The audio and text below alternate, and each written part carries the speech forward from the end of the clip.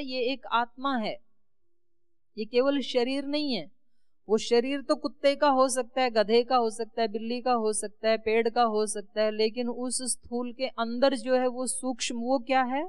आत्मा है, वो चेतन है, उसको चेतन दिखाई देता है। इसलिए श्रद्धेय स्वामी जी महाराज किसी को भी जब देखते हैं तो किस दृष्टि से देखते हैं? वो आत्मा की दृष्टि से देखते हैं। वो किसी के शरीर को, धन को नहीं देखते हैं। जो संत होते हैं वो उसके अंदर आत्म तत्व को देखते हैं। इसको कहते हैं सूक्ष्म दृष्टि। और एक तीसरी दृष्टि भी होती है जो अर्जुन को मिली थी, दिव्य दृष्टि। दिव्य दृष्टि जिसको मिल जाती है उसको ये सारा संसार ब्रह्ममय दिखाई देता है। आज सुबह भी स्वामी जी 2 शब्द बोल रहे थे, विश्वमय, विश्वातीत। ईश्वर के 2 रूप हैं, एक रूप है विश्वमय, ये भी ब्रह्म ही है, ये संसार भी ब्रह्म से युक्त ही है, उसके अतिरिक्त कुछ भी नहीं है। और जो आदि शंकराचार्य जी कहते हैं ना, वो भी यही कहना है उनका भी, ब्रह्म सत्यम जगन मिथ्या। ये जगत में भी जो कुछ दिखाई दे रहा है इसमें सत्य या नित्य क्या है? ब्रह्म ही है, उसके अतिरिक्त और कुछ भी है ही नहीं। एक एक कण कण में वही है। लेकिन वो दिखाई तभी देगा जब हमारी दृष्टि दिव्य दृष्टि होगी, अर्जुन की तरह। अर्जुन को मिल गई वो दृष्टि, और वो दृष्टि कोई स्पेशल ऐनक लगाने से नहीं मिलती है, वो कोई सोने चांदी का चश्मा लगाने से वो दृष्टि नहीं मिलती है, वो साधना करने से मिलती है। अर्जुन सरल था, जैसे जैसे गुरु ने बताया वैसे वैसे साधना करता चला गया, इसलिए अर्जुन को वो दिव्य दृष्टि मिली। तो अर्जुन को सब जगह ब्रह्म ही ब्रह्म दिखाई देने लगा। तो यहाँ पर जो ये कह रहे हैं, मई आवेश्य मनो ये माम नित्य युक्ता उपासते, जो नित्य युक्त होकर के मुझ में ही अपना मन लगाए रखते हैं, ये कौन सी दृष्टि है? ये तीसरी प्रकार की दृष्टि है, दिव्य दृष्टि। दिव्य दृष्टि जिसको मिल गई वो सब संबंधों में, सब शरीरों में, सब मनुष्यों में, हार में, जीत में, अनुकूलता में, प्रतिकूलता में, सब जगह किसको देखेगा? ब्रह्म को ही देखेगा।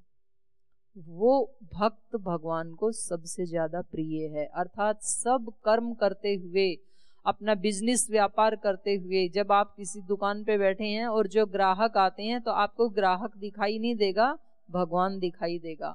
आप किसी कंपनी में काम करते हैं तो आपको बॉस के रूप में भी भगवान दिखाई देगा। आप बॉस हैं यदि तो एम्प्लॉइज के रूप में भी आपको भगवान दिखाई देगा। आप डॉक्टर हैं तो आपको आने वाले रोगी भगवान का ही रूप दिखाई देंगे।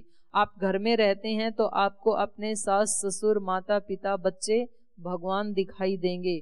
तब ये टेंशन नहीं आएगी कि इनका खाना बनाते बनाते ही उम्र बीत गई, हम भक्ति कब करेंगे। तब आपको लगेगा कि मैं तो पहले से भक्ति ही कर रही हूँ, इन सब के अंदर भगवान ही है।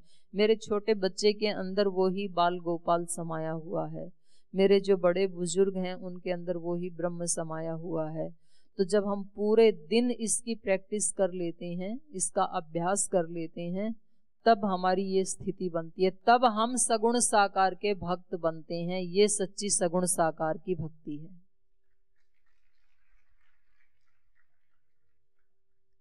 और वो सब कैसे करना है? श्रद्धा से युक्त होकर के। ये सारे काम हम ऐसी ही श्रद्धा से, जैसे किसी दिन आपके घर में कोई बड़ा फंक्शन होता है, कोई बड़ा हवन होना है, और उस हवन में मान लीजिए स्वामी जी महाराज आ रहे हैं, तो उस दिन आप उस हवन की तैयारी कैसे करेंगे और उस दिन आप खाना कैसे बनाएंगे? बहुत चाव से, बहुत भाव से कि आज मेरे गुरु आ रहे हैं मेरे घर। गुरु क्या आ रहे हैं? भगवान ही आ रहे हैं। हवन क्या हो रहा है? भगवान की ही पूजा हो रही है, साक्षात ईश्वर ही मेरे घर आ। ऐसा आप सोचते हैं, ऐसा हम रोजाना सोच सकें अपने सब कामों के लिए, तब ये सगुण साकार भक्ति पूरी होती है। केवल दीपक जलाना ये सगुण साकार की उपासना, पूरी उपासना नहीं है। आप जलाएं, मैं किसी की भावनाओं को आहत नहीं करना चाहती हूँ, लेकिन हमारे अंदर जो भी सगुण साकार की उपासना करते हैं, उनको जहां कोई आकार दिखे वहां उनको ब्रह्म के दर्शन होने लगे, और उसको वो श्रद्धा से युक्त होकर के उनके साथ व्यवहार करें, यथा योग्य व्यवहार। तो अब आप बताइए, आप में से सगुण साकार की उपासना करने वाले कितने भाई बहन हैं? जो या तो करते हैं या करना चाहते हैं सगुण साकार की उपासना। अब तो सारे हाथ उठ जाने चाहिए, क्योंकि हम सब ऐसा ही तो जीवन बनाना चाहते हैं अपना। क्योंकि हमें जिन जिन के साथ भी व्यवहार करना है उनके साथ हमें ऐसे ही व्यवहार करना है, नहीं तो हमारे भक्ति के घंटे तो बहुत कम पड़ जाएंगे और काम करने के घंटे बहुत ज्यादा हैं, तो हमें स्ट्रेस आएगा। हमने पार्टीशन कर रखा अपने जीवन का, ये हमारे पर्सनल लाइफ के घंटे, ये भक्ति के घंटे, ये कर्म के घंटे। भगवान कहते हैं कोई पर्सनल मत रखो, सब घंटे भगवान की भक्ति के ही घंटे हैं। आप जो भी करें सब काल ईश्वर स्तुति प्रार्थना उपासना का ही काल है। कभी हम वाणी से स्तुति कर रहे हैं, कभी हम अपने कर्म से उसकी स्तुति कर रहे हैं। स्वकर्मणा तम अभ्यर्च्य सिद्धिम विंदति मानव, गीता का ही श्लोक। अपने कर्म से उसकी पूजा, जैसे श्रद्धेय स्वामी जी महाराज, पूज्य आचार्य जी और ऐसे ही बहुत सारे महापुरुष इस संसार में ऐसे श्रेष्ठ कर्मों में लगे हुए हैं। तो ये सारे कर्म क्या है? भगवान की कर्म से पूजा है। और आप भी अपने घर में जो भी ड्यूटी कर रहे हैं, वो सारी ड्यूटी, वो सारे आपके काम, वो सब क्या है? वो भी भगवान की पूजा ही है। आप अपने घर में अपने बुजुर्गों की, माता पिता की, पति पत्नी की, बच्चों की, पड़ोसी की, जो भी आप सेवा कर रहे हैं, वो सब भी भगवान की ही पूजा है। जब ये बहुत गहराई से हमारे चित्त में बैठ जाए तो हमारे जीवन में आनंद के फव्वारे तो क्या समुद्र उमड़ने लगेंगे। फिर तो आनंद के अलावा और कुछ बचेगा ही नहीं, और वही हमें बनाना है। यही सगुण साकार की उपासना है। अगला श्लोक कहा, ये तो अक्षरम अनिर्देशम अव्यक्तम पर्युपासते सर्वत्र गम अचिंत्यम च कूटस्थम अचलम ध्रुवम संनियम्य इंद्रिय ग्रामम सर्वत्र समबुद्धय ते प्राप्नुवन्ति माम एव सर्वभूत हिते रताः। ये कल भी मैंने आपसे चर्चा की थी। ये तो अक्षरम, जो उस अक्षर की उपासना करते हैं। देखो, अक्षर की उपासना का मतलब है वहां तक हमें पहुंचना है, गंतव्य वो है। इन सारे संबंधों की उपासना करते हुए, भक्ति करते हुए भी हमें पहुंचना कहाँ है? निराकार। जैसे मैं आपसे पूछूं कि आप शरीर की उपासना करते हैं कि आत्मा की उपासना करते हैं? शरीर को श्रेष्ठ मानते हैं कि आत्मा को श्रेष्ठ मानते हैं? आत्मा को श्रेष्ठ मानते हैं। लेकिन आत्मा को प्राप्त करने के लिए, आत्मा की श्रेष्ठता को जानने के लिए आपको शरीर से होके गुजरना पड़ेगा कि नहीं पड़ेगा? यदि शरीर ही रोगी है तो आप आत्मा का साक्षात्कार कर कैसे पाएंगे? आपसे तो बैठा ही नहीं जाएगा, समाधि लगाएंगे कैसे? आत्मा का साक्षात्कार होगा समाधि में।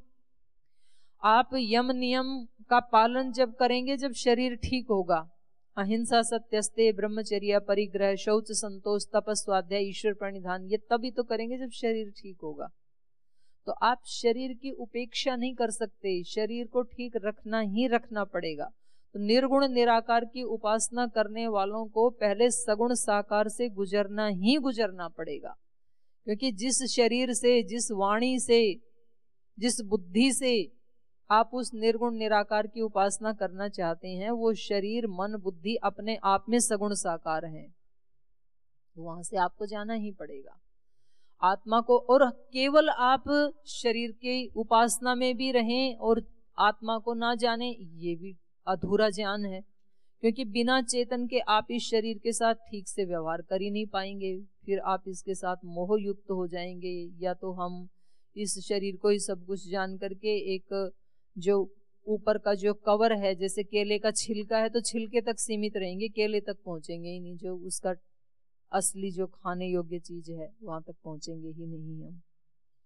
तो वहां तक भी हमें पहुंचना है, लेकिन उससे पहले रास्ता यही है। इसको ठीक, संसार को पहले ठीक रखते हुए फिर संसार से जो अतीत है वहां तक पहुंचना है।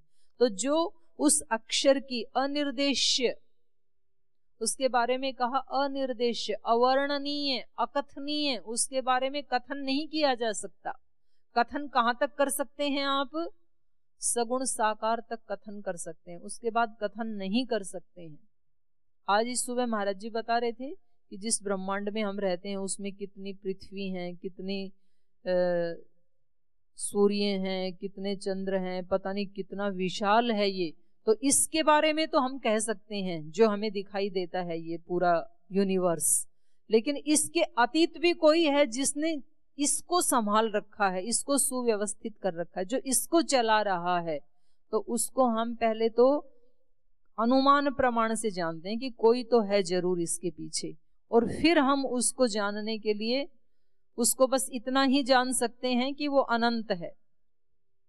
कोई है बस इतना ही जान सकते हैं, उसके आगे नहीं जान सकते हैं। इसलिए सब ऋषियों ने वहां जाके कहा नेति नेति, हम नहीं कह पाए उसके बारे में।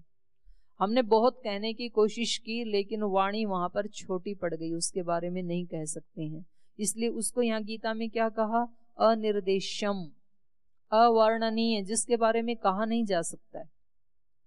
कितना भी वर्णन करें तो भी उसका पूरा पूरा हमें साक्षात्कार नहीं होगा। अव्यक्तम, उसको अभिव्यक्त नहीं किया जा सकता है। जैसे मैं इस पुस्तक को अभिव्यक्त कर सकती हूँ कि ये पुस्तक है, देख लीजिए आप, ऐसे आप ईश्वर को या आत्मा को अभिव्यक्त नहीं कर सकते हैं, ये है आत्मा, देख लो।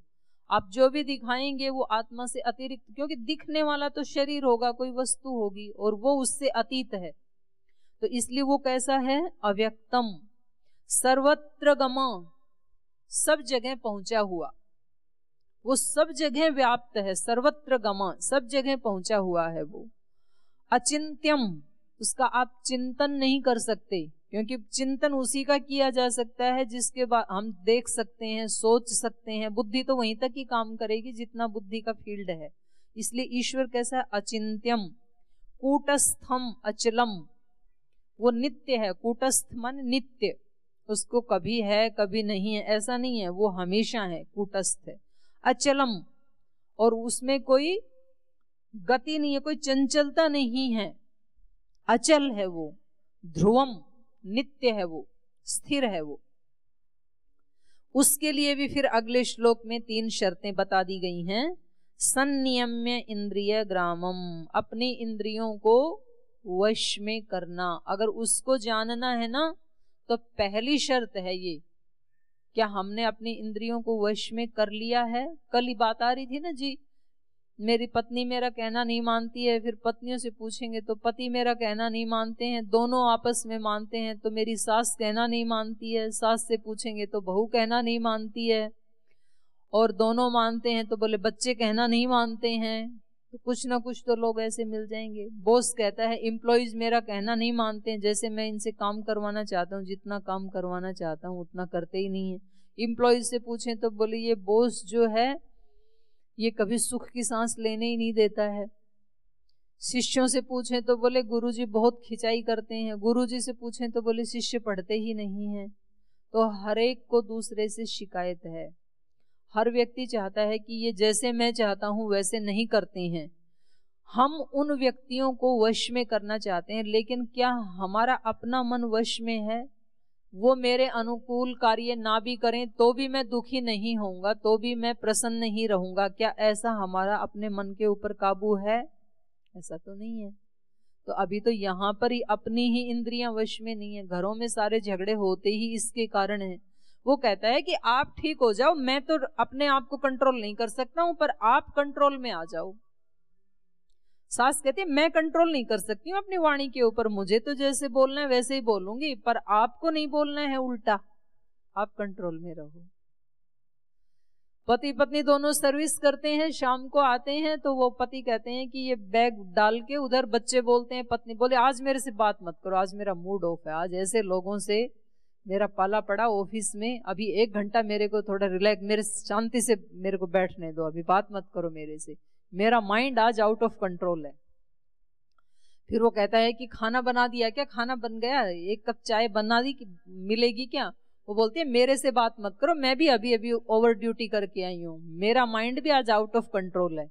अब बच्चा देखता है बापू का भी आउट ऑफ कंट्रोल है, माँ का भी आउट ऑफ कंट्रोल है। बच्चा कह रहा है मेरी तो सुनो, आज मेरा झगड़ा हो गया साथियों के साथ स्कूल में, मेरी कौन सुनेगा, आप दोनों ही आउट ऑफ कंट्रोल हैं। तो वो कह रहा है आप दोनों से ज्यादा मैं आउट ऑफ कंट्रोल हूं।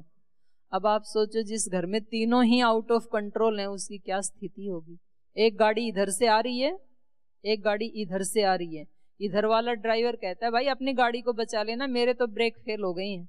वो कह रहा है मेरे भी फेल हो चुके हैं, तू अपनी को बचा लेना। दोनों को ब्रेक फेल हैं तो आगे बढ़ रही हैं, तो क्या होगा परिणाम? एक्सीडेंट होगा। ऐसे ही हो रहा है घरों में। व्यक्ति कहता है ये मेरी पत्नी, और ये मतलब मेरी आज्ञा के बाहर कैसे जा सकती है, मेरा कंट्रोल है इसके ऊपर, मैं इसका स्वामी हूं।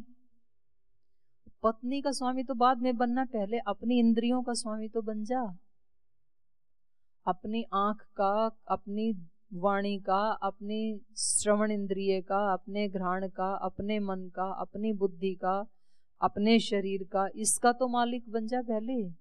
ऐसे ही पत्नी बोलती है ये मेरा पति है, ये मेरे कंट्रोल में रहेगा, जहां मैं कहूँ वहां जाएगा, जब मैं कहूँ वापस आएगा, उससे लेट नहीं आएगा, जब आएगा तो मेरे लिए ये सामान लेकर के आएगा, जब मेरे साथ बातचीत करे तो ऐसे लो फ्रीक्वेंसी में बात करेगा। तो हम दूसरों से अपेक्षा करते हैं, दूसरों से हम उनके ऊपर कंट्रोल करना चाहते हैं, लेकिन मेरे ऊपर ही कंट्रोल नहीं है। तो फिर मैं ना सगुण साकार की उपासना कर सकता हूँ, ना निर्गुण निराकार की कर सकता हूँ। इसलिए निर्गुण निराकार की उपासना करना इतना सरल नहीं है। उसकी पहली शर्त है संनियम्य इंद्रिय ग्रामम, जो अपनी इंद्रियों को अच्छे से वश में करके रखता है तो वो उपासना कर पाएगा। श्रद्धेय स्वामी जी महाराज भी बोलते हैं ये संसार किसने जीता? जिसने स्वयं का मन जीता। जिसने स्वयं का मन जीता उसी ने जगत को जीता है। वेद का कहता ज्ञान यही, कहती यही तो गीता है। गीता भी यही कहती है। यदि हमने खुद को कंट्रोल कर लिया तो फिर सारा संसार हमारे कंट्रोल में है, और यदि हमने अपने ऊपर कंट्रोल नहीं किया तो हम कितना भी ज्यादा कोशिश करें दूसरों को कंट्रोल करने की, वो थोड़ी देर के लिए ठीक है हमारे कंट्रोल में रहेंगे, बाहर जाते ही वो आउट ऑफ कंट्रोल रहेंगे, वो नहीं मानेंगे हमारी बात।